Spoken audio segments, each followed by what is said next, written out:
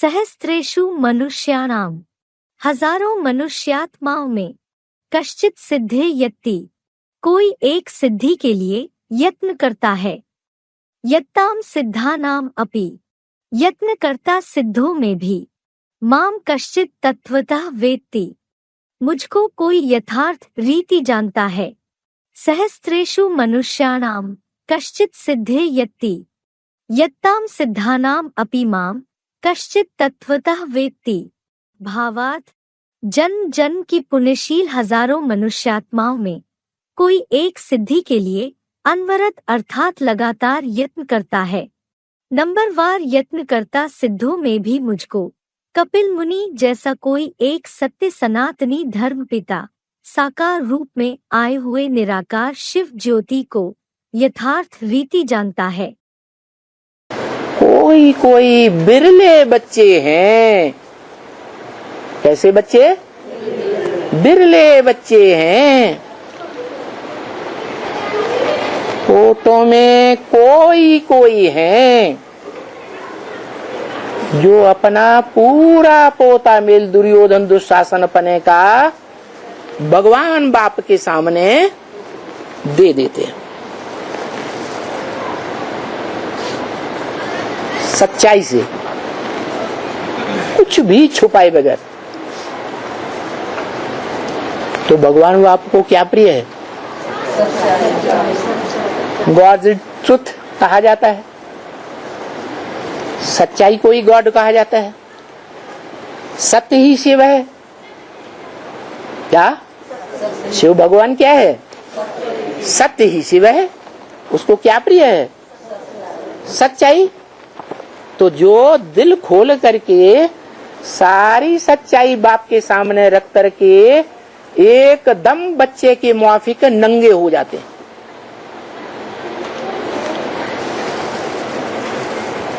बाप उन सच्चे बच्चों को प्यार करेगा या झूठे बच्चों को प्यार करेगा? सच्चे बच्चों को ज्यादा प्यार करता है। ऐसे सच्चे बच्चे सच्चे खंड, जिसे सत्य युग कहा जाता है, उस युग की स्थापना में सहयोगी बनते हैं। और वो बच्चे बिरले हैं। कैसे बिरले? जैसे गीता में कहा, मनुष्याणाम सहस्रेषु कश्चित् यतति सिद्धये। हजारों मनुष्यों में वो जो भी मनुष्य मात्र हैं, उनमें थोड़े निकलते हैं जो यत्न करते हैं काय के लिए? सिद्धि प्राप्त करने के लिए, योग की सिद्धि। और यत्न करने वालों में भी कोई कोई निकलते हैं जो मुझे प्राप्त करते हैं।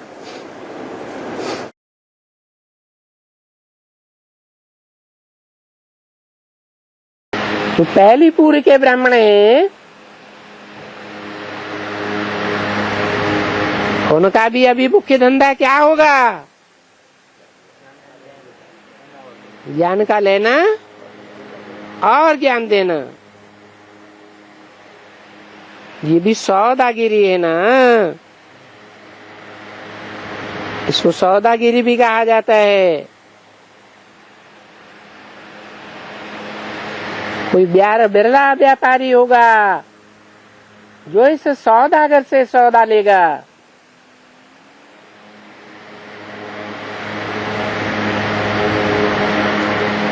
वो भी बिरला है ना। कोट में को में कोई में भी को। बरोबर ये बात है तो ठीक है।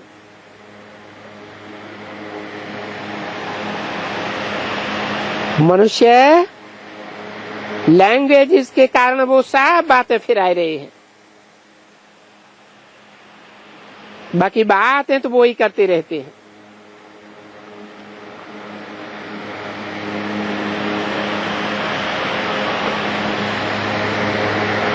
क्या लैंग्वेज का फर्क होता है?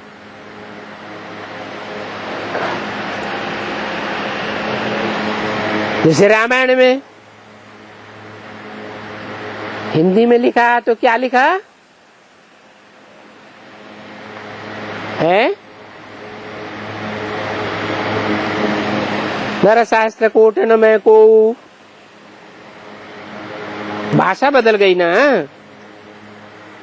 गीता में क्या लिखा संस्कृत में?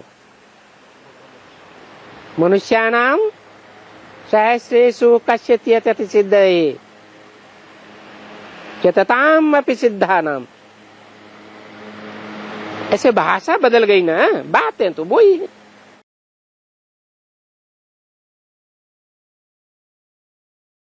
बाबा इस सृष्टि पर गुप्त रूप में आता है। और तुम बच्चों को गुह्यते गुह्य ज्ञान सुनाता है। गीता में भी लिखा हुआ है ना, गुह्यात् गुह्यतरम ज्ञानम।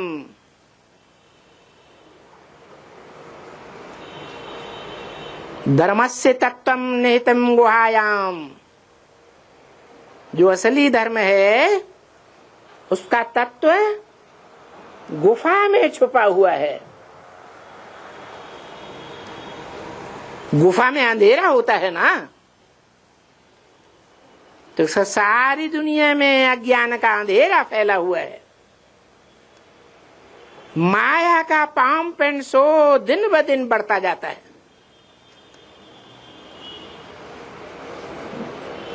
ताकि भगवान गुप्त रह करके अपनी नई दुनिया की स्थापना कर सके। क्योंकि नई दुनिया में इतनी आबादी तो नहीं होगी ना। नई दुनिया में थोड़े मनुष्य होंगे, देवताएं होंगी ना। जैसे ये लक्ष्मी नारायण 16 कला संपूर्ण, शास्त्रों में भी लिखा हुआ है। सतयुग में इन 16 कला संपूर्ण हिंसक मर्यादा पुरुषोत्तम लक्ष्मी नारायण का राज्य था। यथा राजा तथा प्रजा थी। तो नई दुनिया की स्थापना में थोड़े होंगे ना। सारी दुनिया में से चुनी हुई आत्माएं, 500-700 करोड़ में से चुनी हुई आत्माएं, कोटों में से कोई और कोई में भी कोई। कहते भी हैं मनुष्याणाम सहस्रेषु कश्चित् यतति सिद्धये। नर सहस्त्र कोटन में को। वो उस ज्ञान को सुनते हैं और सुनने वालों में भी कोई कोई इसको समझ पाते हैं। जैसे तुम बच्चों ने नंबर बार समझा है, और समझने वालों में भी कोई कोई सिद्धि को प्राप्त करते हैं। ये सब क्यों होता है? ताकि श्रेष्ठ चुनी हुई आत्माओं को नई सतो प्रधान सृष्टि का सुख भोगने को मिले। दुनिया में सभी लोग समझें कि कौन कौन सी वो आत्माएं हैं जिन्होंने अच्छे से अच्छे कर्म किए हैं, और कौन कौन सी वो आत्माएं हैं जिन्होंने खराब कर्म किए हैं। श्रेष्ठ आत्माएं इस सृष्टि में सतयुग के आदिकाल का सतो प्रधान सुख भोगती है।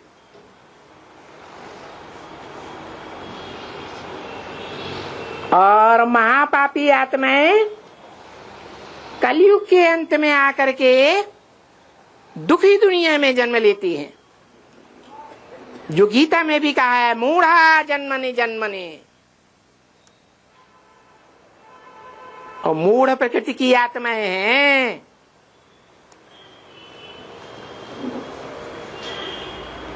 जो आध्यात्मवाद के ऊपर ध्यान नहीं देती है, आत्मा के अंदर क्या है उसे पहचान नहीं पाती है। भौतिक दुनिया की बातें बहुत जानती है, उसको कहते हैं भौतिकवाद, पंचभूतों का ज्ञान, शरीर की चीड़ फाड़ का ज्ञान,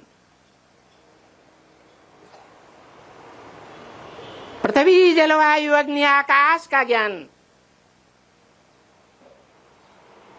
परंतु आत्मा के ज्ञान की तरफ, आत्मा के बाप परमात्मा के ज्ञान की तरफ किसी का रुझान शायद ही जाता हो। वही एडम आदम भारतीय सभ्यता में आदि देव शंकर के रूप में मान्यता प्राप्त है। जैनियों में उसे आदिनाथ कहा गया है।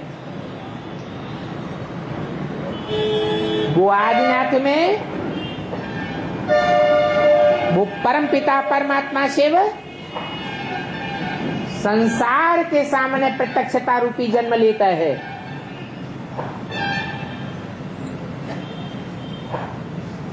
और घोर अज्ञान की अंधकार की रात्रि में जन्म लेता है। ऐसी अज्ञान की घोर रात्रि कि जिसमें 500-700 करोड़ मनुष्य आत्माएं तो भक्ति के अंधकार में डूबी हुई होती ही हैं, परंतु उनमें से जो चुनिंदा श्रेष्ठ श्रेष्ठ आत्माएं हैं, जिन्हें भगवान ब्रह्मा के रूप में ब्राह्मण बनाता है, वो ब्राह्मण आत्माएं भी ईश्वरीय ज्ञान लेने के बावजूद भी 63 जन्मों के स्वभाव संस्कार के अनुसार याद की पूरी प्रैक्टिस न होने के कारण शूटिंग पीरियड में फिर अज्ञान के अंधकार में डूब जाती हैं।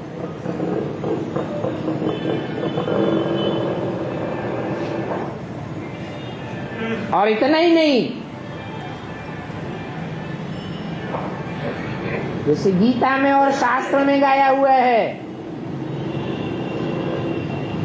कि कोटों में कोई और कोई में भी कोई,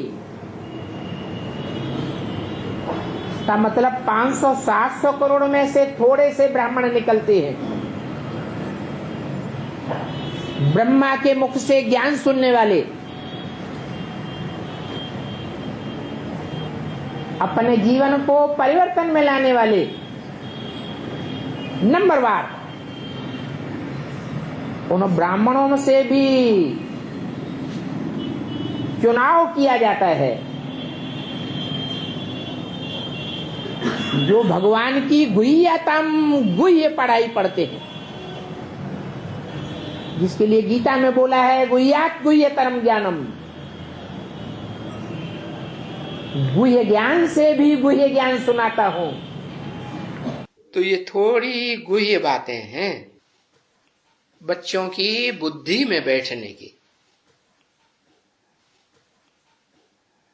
हाँ, ये है, जल्दी से कोई की बुद्धि में नहीं आती है ये बात, क्योंकि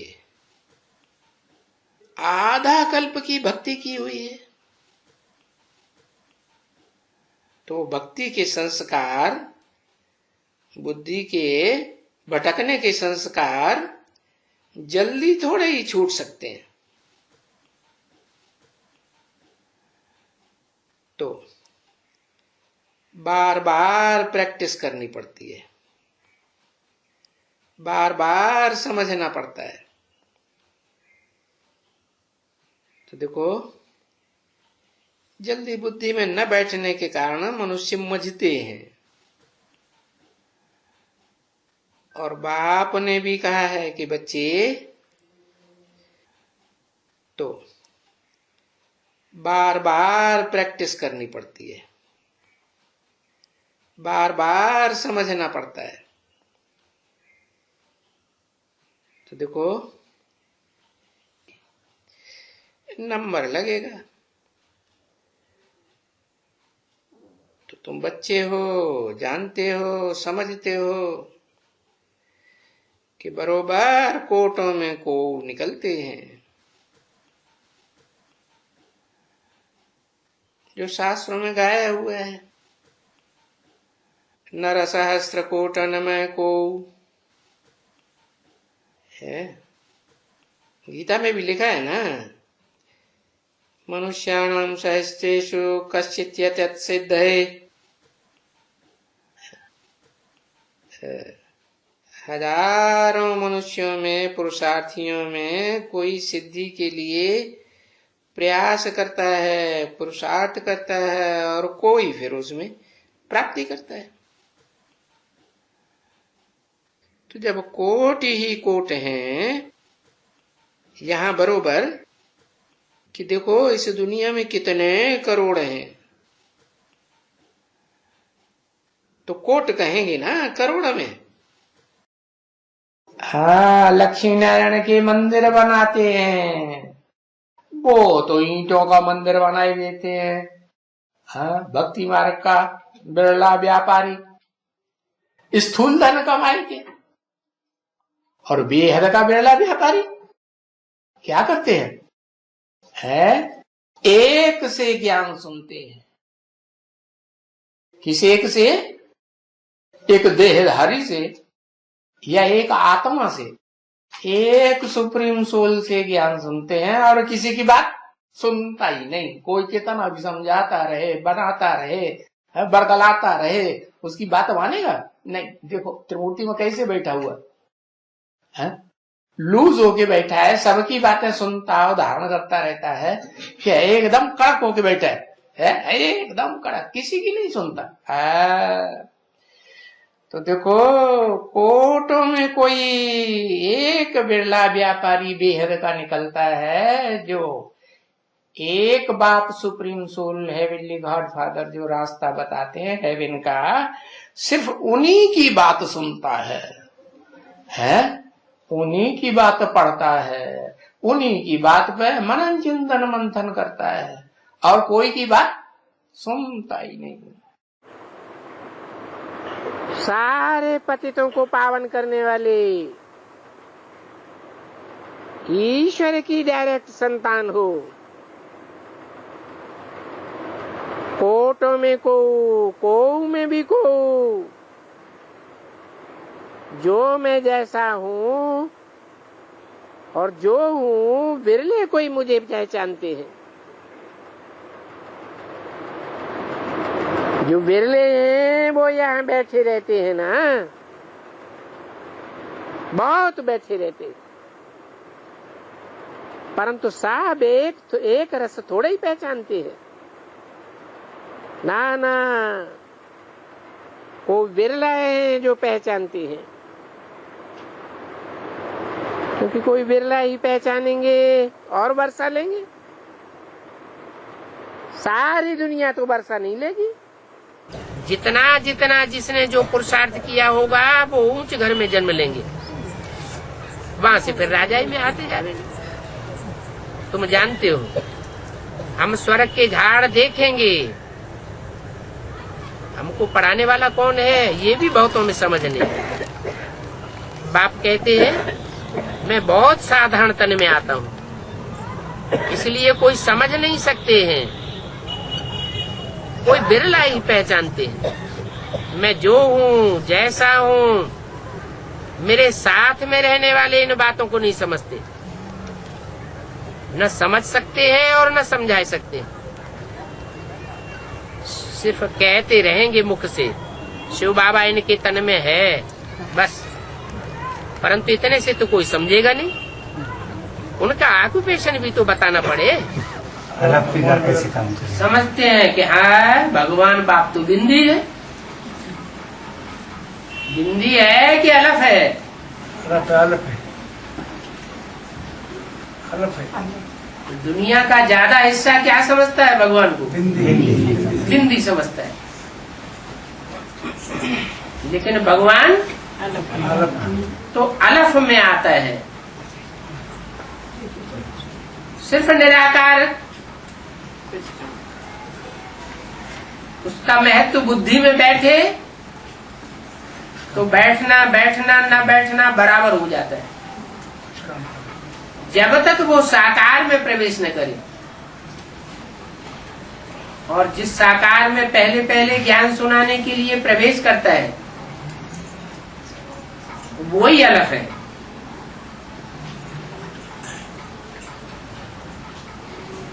अलग का पता ही नहीं है तो जैसे हीरो का पता ही नहीं है। जिनको हीरो का पता ही नहीं वो जैसे जीरो हो जाते हैं।